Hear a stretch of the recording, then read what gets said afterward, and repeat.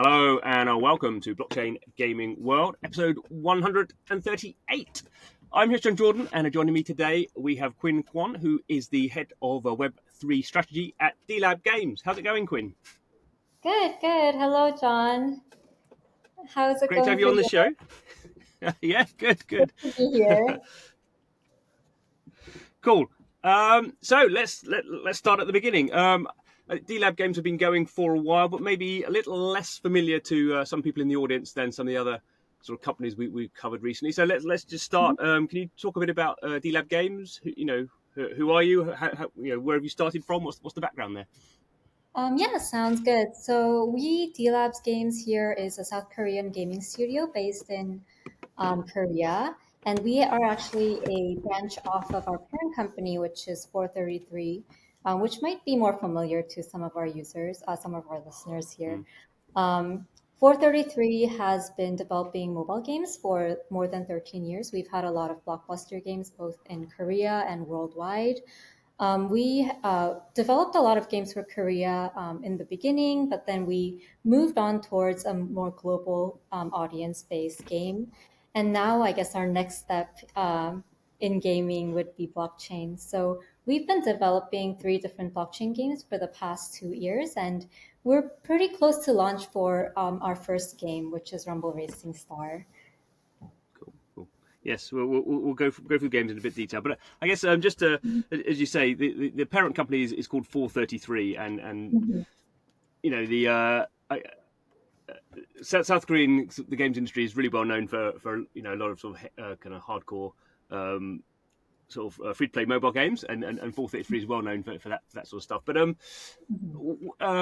I don't know how much you can talk about this because it's the parent company. But why did they decide that they sort of wanted to do blockchain, and why did they sort of wanted to have sort of a sort of separate division to do that? Because we've seen with some particularly Korean companies, they just say we're doing blockchain and we're not setting up a new company. We're just sort of doing that within our sort of current processes. So, is there any thinking around why D-Labs is separate as a company from 433? Yeah, I think there's a two-part question in there. So like why DLabs went into the Yeah, blockchain industry and then yeah. why it's a separate company. I think the second question is easier to answer, so I'll kind of start with that. So the Yes. separate entity is probably because of legal issues here in Korea. Okay. 433 is 100% like Korea-based company, but legal issues with if we do like want to service games, and I think there are some legal issues that I'm not the expert on, which is why we Mm-hmm. made a subsidiary that focuses on blockchain games.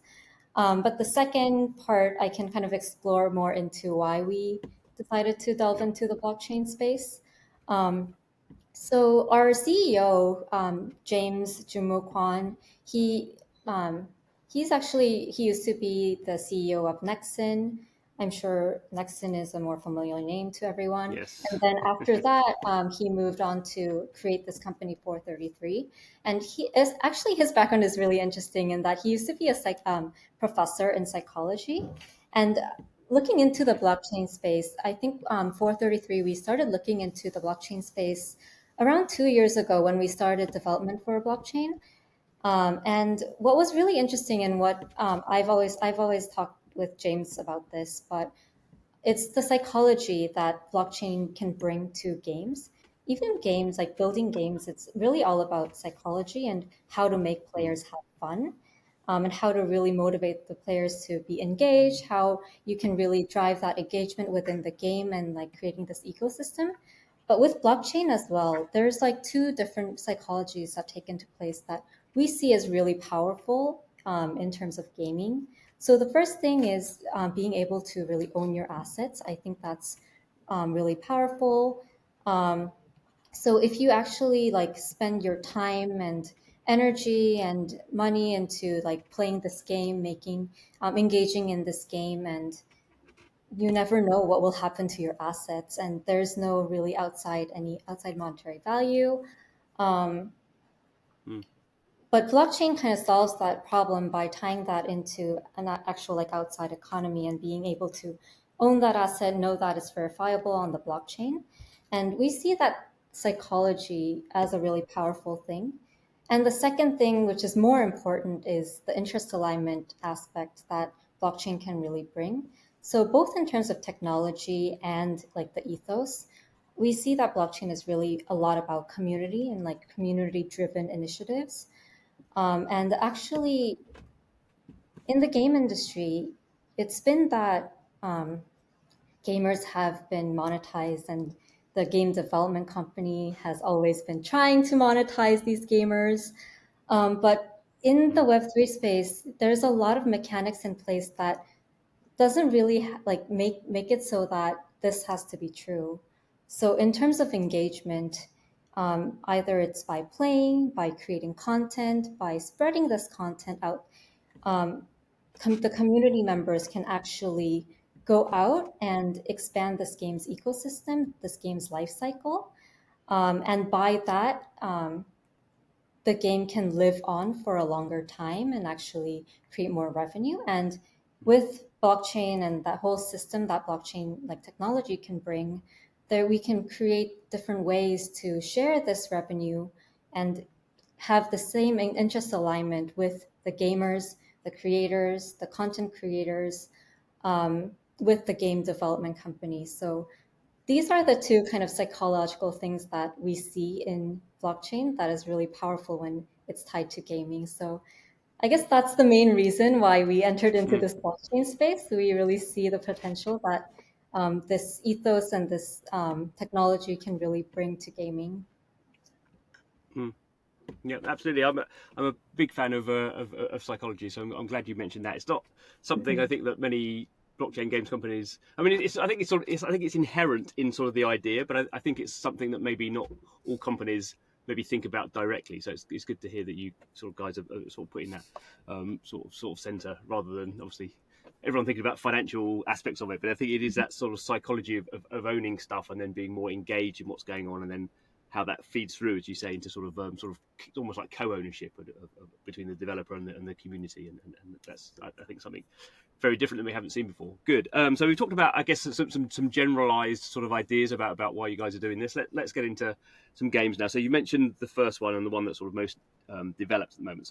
So Rumble Racing Star. What can you tell us about that?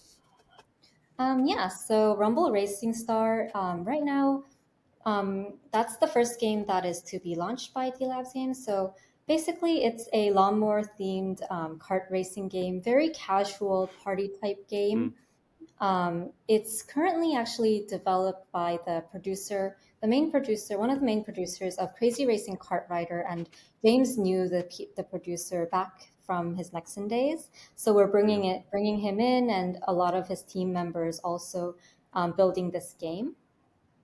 And this game is really, I guess, it connects to the whole idea about community and participation, because what Mm, we're really trying to do with Rumble Racing Star is have this platform where communities can come in and play amongst each other and between each other and really grow that ecosystem in that way.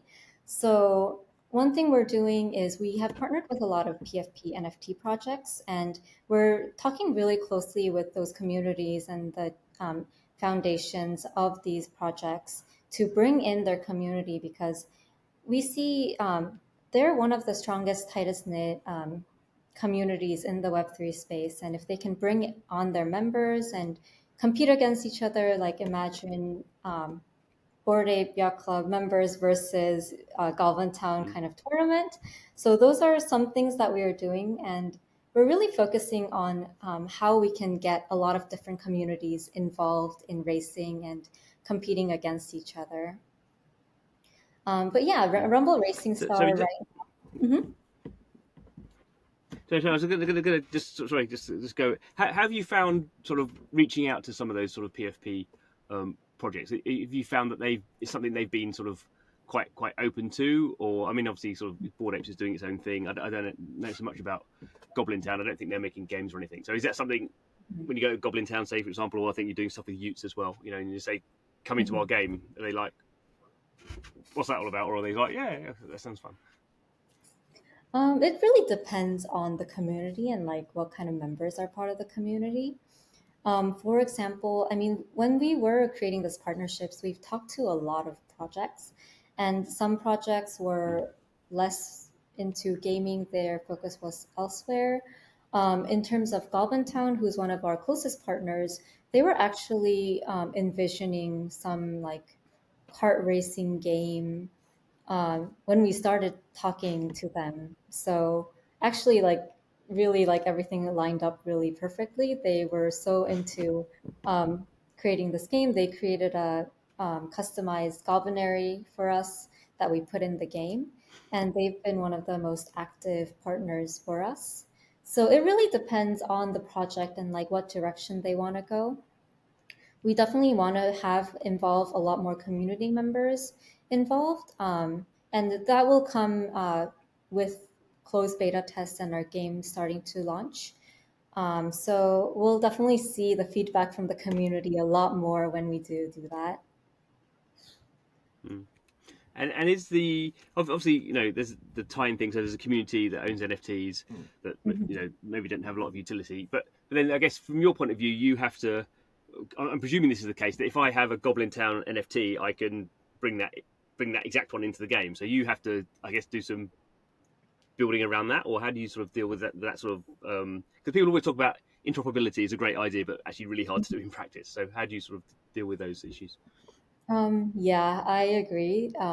Because our game is 3D fully on like built on Unity, things like that. Mm, It's really difficult to actually bring in every single collection, every single NFT in that collection. So our approach, how we decided to approach it, is we have a representative character from the collection in the game. mm-hmm, And the holders themselves, we have kind of an interoperability feature in that if you connect your wallet to our game account, then it'll read whether you have a partner project PFP NFT in your wallet, and then you'll be able to use that to decorate. So you can use it as your okay. profile picture, obviously, and then you can put it on your Mm, flag that goes in the back of the cart. And then you can also put it on your license plate, use it as a decal. There's a lot of use cases we are thinking mm, about this. So those are the different ways we are actually working out around interoperability. mm-hmm. And how many do you think there's a diminishing returns thing? Like, I don't know how many you've got involved. Does it sort of is it the sort of thing that works better for 20 partners and then stops to work when you have like 100 or something? I mean, you're probably not at that stage yet, but what's your sort of thinking around Mhm. where you sort of draw the limits there? I suppose partly in terms of how long it takes you to do those sort of bespoke integrations. Yeah, we have our partners that we're launching with first, and Mm, we're kind of going to see how that goes because PFP integration is not like everything our game offer has to offer. We no. have our own characters, we have many different modes. We're reaching out to a lot of different communities, even outside these PFP communities. So we have Mm, our fixed okay. launch partners, and we're going to be adding more characters as needed. After launch. So right now Mm, we're not looking to expand to like 20 different no, no. PFP projects. We're actually more focused on building different game modes and racing modes and Mm, doing all the quality assurance before the game goes out and make sure that everything is set in place and really fun for everyone, even if you don't own a yeah. PFP. Yeah. And so just to sort of finish off on where you are in development, you did a closed, I think it was a closed alpha that I played that we all enjoyed it as a family actually playing that one. And you have is it a summertime sort of event coming on? I think it's fairly soon. But what in terms of sort of where you are for the going through to sort of a formal release? What's the sort of the roadmap on that? Yeah, sure. So right now we are planning, so we are looking at our next step to be the closed beta test. This is open to everybody. The Mm, registration link went up last week. So we are getting a okay. lot of registrations right now. So and then the closed beta test will actually start, and you'll be able to start playing the game August 1st to August 7th. Okay. And the theme is summer camp. It's going to be really fun. We have a lot of themed activities, themed tournaments, Mm, themed races going on in the meantime. So it's going to be a lot of fun, and we want to test out everything as thoroughly as possible. And then after closed beta test is done, we're looking towards open beta. So we're going to get all the feedback we got from closed beta test and then do all the fixes necessary. And open beta, we're looking at around October to launch. Okay, cool, good to get some dates around that. Okay, so the first of 3 games down. As you say, Rumble Racing Star is the one that's sort of is the more advanced and the one you've spoken about the most. But you have started to talk about the other two. I don't know how much you want to go into detail about that, but there's a Space Frontier, which is obviously, as you can tell from the name, a very different sort of game. And each of your games, I think, is sort of genre wise and maybe audience wise quite different. So, what can you tell us about Space Frontier? Yeah, Space Frontier, I'm also really excited for. It is really different from Rumble Racing Stars. So it's a Mm. space-themed survival and crafting MMORPG. So it's a lot of surviving like on the planet and then building and crafting different items and materials. And then there's also like a personal planet that is involved. So you get to Okay. build things on your personal planet. You go to the public planets where you raid monsters, get materials. You can also build temporary structures there. It's more of a like open type world where certain number of participants will be able to come in and play together. So that game is currently in development, and we also have a really uh, skilled producer working on this game. He used to be a producer for RF Mobile. So that game I'm really excited for. The graphics look amazing. We're building on Unity, but it looks like Unreal quality to me at least. So I'm really excited for this game. And when you say MMORPG, to me that immediately seems like, well, that's quite a big project. Those sort of things you don't do overnight. So is that more of a sort of a long term sort of project, or I mean, what can you say anything about sort of timing around that? Development timing wise, we are actually um, so the internal alpha, closed alpha, we're looking to do in August. Okay, But this is going to be internal, and then we're going to yeah, have a beta build in December. But launch okay, timeline wise, I think we're going to see how Rumble Racing goes. And if we want mm, to focus more energy to Rumble Racing, we may delay the launch timeline. But right now, development timeline wise, it's all bound to come within this year. okay, cool. So really, we're pretty And then, far in go development in that one as well. on. Okay, okay. And I guess the one that I think that I'm not saying most interested in, but the one that sort of visually stands out for me, at least, is Metabolts, which I guess is what I might think of as a more if I heard a South Korean games company was making a blockchain game, Metabolts is maybe something that's certainly from a visual point of view, I would think, well, yes, that's exactly what I would expect them to be doing. So can you tell us a bit about that one? Yeah, of course. So Metabolts is a Japanese anime style character collection action RPG. So this is basically in this character collection genre, but we're trying to solve a lot of problems that this genre like had in the past. We know it's a really popular Mm, genre, and the art style is amazing. The mm, characters are really amazing. But what we're trying to do is in past character collection games, there has also been a lot of issues of centralization where you grow a character, you really get attached to this character or this meta or your character build. And then the next meta, like the company decides to change it and then release a new character, which overpowers all your previous characters. Um, and this is really a bad experience for the gamers who have like spent so much time and energy into like building and growing your character. So our approach is a little different in that with Metabolts, in that um, we really want the players to build a connection with the characters they're growing. So we've actually separated the characters from their skill and their ability.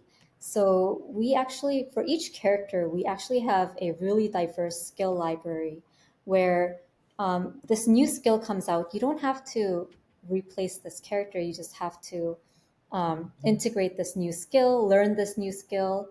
And we really want to grow that tight knit attachment to these characters. So I think that's really like unique about Metabolts, and our producer also is.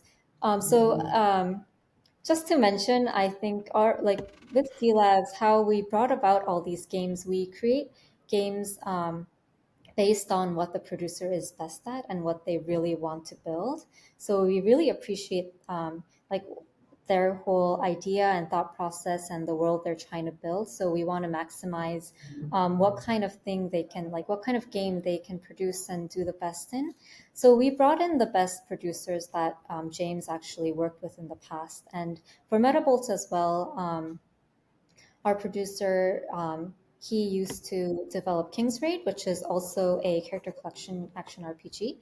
And for with Metabolts, he's looking at he knows all the ins and outs of character collection games, and we really want to um, change that and into something that is more sustainable and more fitting with our whole ethos as at DLabs, integrating with Web3. So we're moving away from that centralized approach of, I guess, monetizing the users and having them replace their characters, and creating a more sustainable model with the character collection genre. Mm-hmm. And it's sort of interesting that you, for all those games, you sort of have mentioned, the producer and what they've worked on before, and that clearly sort of comes through generally in your the way you sort of present those projects, where you have like interviews with specifically with those producers, who sort of explain their sort of background and what they're thinking about it, which I think again is, I wouldn't say it's unique, but I think that sort of stands out. You don't necessarily see that from, I mean, not just blockchain games, but from many other games where they're sort of having like a sort of individual sort of talking about why they're making this game, and what particular aspects. I mean, the Metabox is a good example there of just like a general genre problem and how you're trying to fix that and how blockchain plays into that. So I think that's sort of quite a strong sort of IP point that you guys are bringing up. So that's good to see. So we've spoken a bit about Delabs, spoken a bit about the projects, but I guess they're in blockchain we sort of like to think, not just about interoperability, but a normal game developer would have 3 projects and there'd be no sort of interaction between them. But you sort of at a high level have this thing called the Delabs Games Pass. Is that right? Adventure Pass. And that's an NFT, and that's sort of like an overarching sort of NFT that acts as a pass to all these games. So can you talk a little bit about the thinking behind having that NFT and what the sort of advantages are for people who are holding those?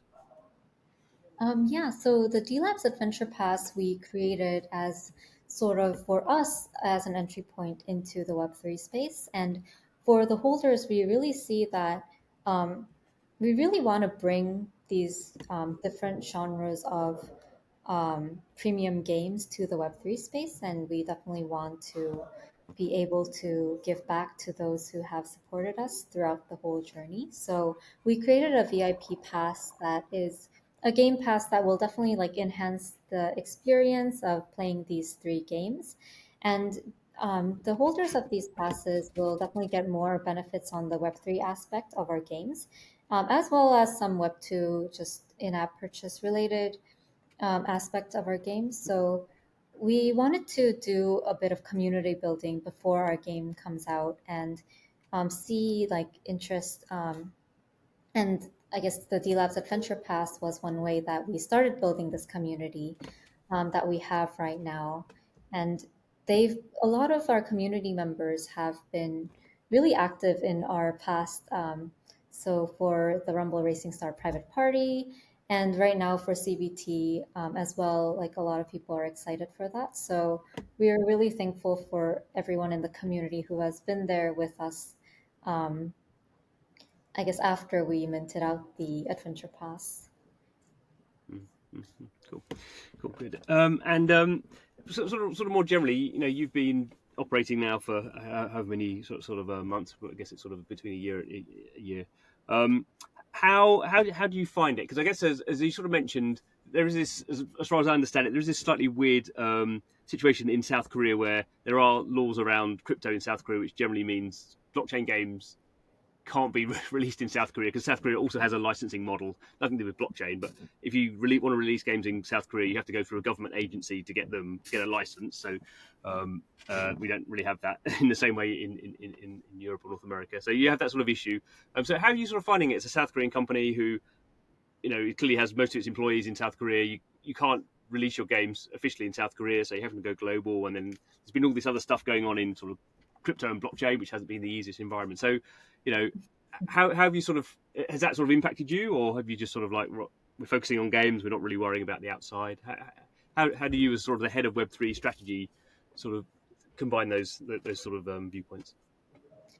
Well, regarding not being able to publish the game in South Korea, I think that hasn't been too big of an issue for now because, Hmm. well, with 433, like they have a lot of experience with publishing games worldwide, and with Boxing Star, which Okay. was one of the biggest titles from 433, that was actually mainly targeted to like outside regions, outside of Korea. So that hasn't been too big of an issue for us yet.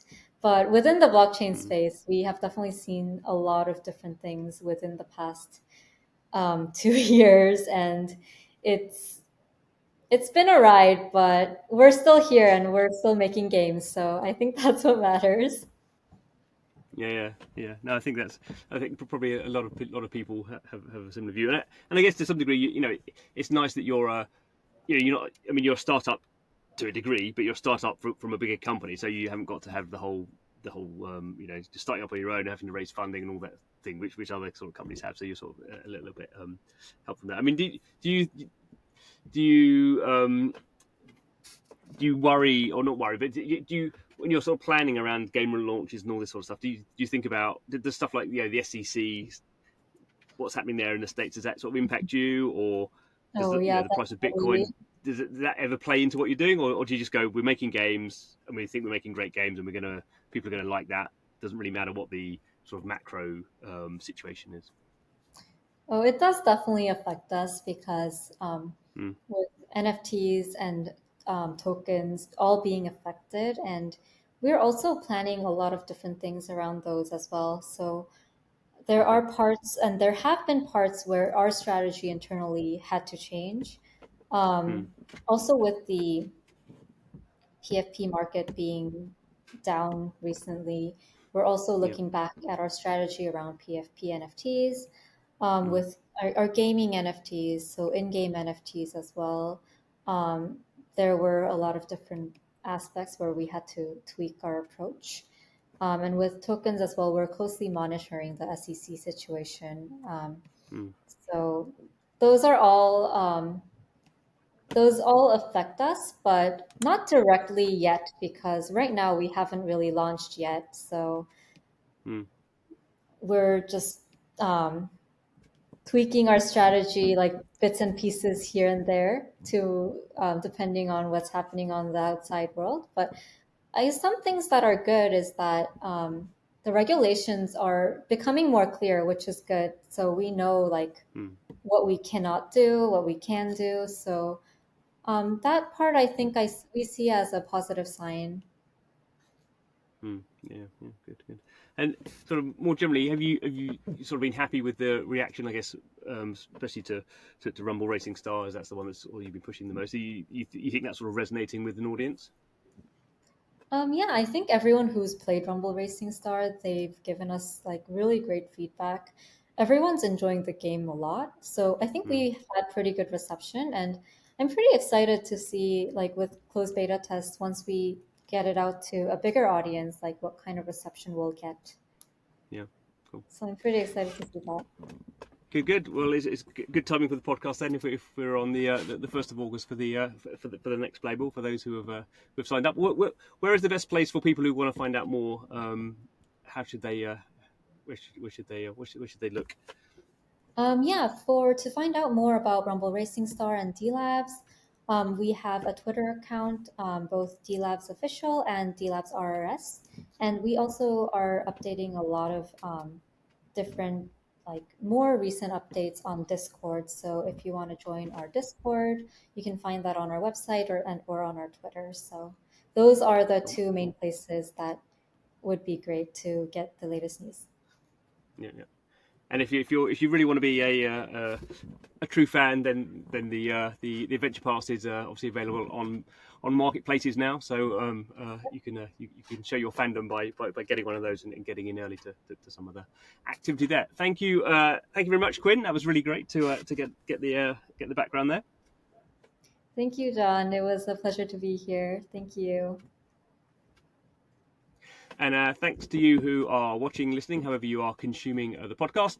Every episode, we're talking to the people who are building out this new way of playing games, which I personally think is fascinating and looking very much forward to the games Delabs are doing as much as all the other games. We're in this really interesting period now, I think, for the next sort of 6 months to a year where a lot of product is coming out. So hopefully there'll be some really good experiences for us to play. So don't forget to subscribe and come back next time. See you then. Goodbye.